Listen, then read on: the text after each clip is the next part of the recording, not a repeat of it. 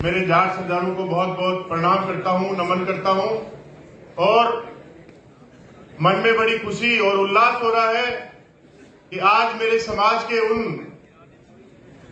अंतर्राष्ट्रीय राष्ट्रीय चेहरों के बीच में बैठा हूं और मेरे सामने जो बैठे हैं गांव और धरातल खेत खलिहान से आने वाले मेरे किसान भाई और मेरे बड़े बुजुर्गों, युवा साथियों, राम अवतार परेशानियां ने कर दिखाया कि ये अंतर्राष्ट्रीय जाट संसद है।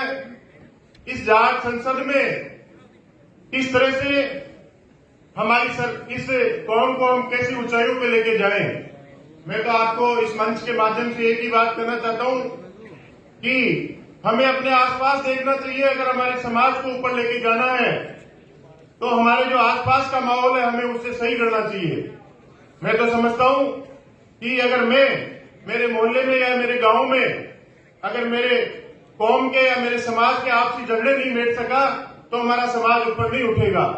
ये हमें प्रायोरिटी से करना पड़ेगा, क्योंकि हम आपस में एक मोहल्ले में एक गांव में रह के और भाई भाई हम लड़ रहे हैं और उस लड़ाई को हम कोर्ट तक और कचहरियों तक लेके जा रहे हैं। उस लड़ाई को हमें मिटना होगा, क्योंकि उदाहरण के तौर पे मैं बताता हूं कि कभी खेत मेर पे, कभी भैंस पे झगड़ा हो जाता है और हम सीधा हम क्या करते हैं, थाने में जाते हैं और जो सीधा हमारा जो भाई है, हमारा बेटा है, जो अच्छी पढ़ाई कर रहा है, जो अच्छे बीएससी, जो आगे अच्छे अंकों से पास हो रहा है, उसका नाम जाके थाने में लिखवाते हैं। तो आपको हमें ये समझना पड़ेगा, ऐसी धरातल की चीजों से हमें ऊपर उठना पड़ेगा।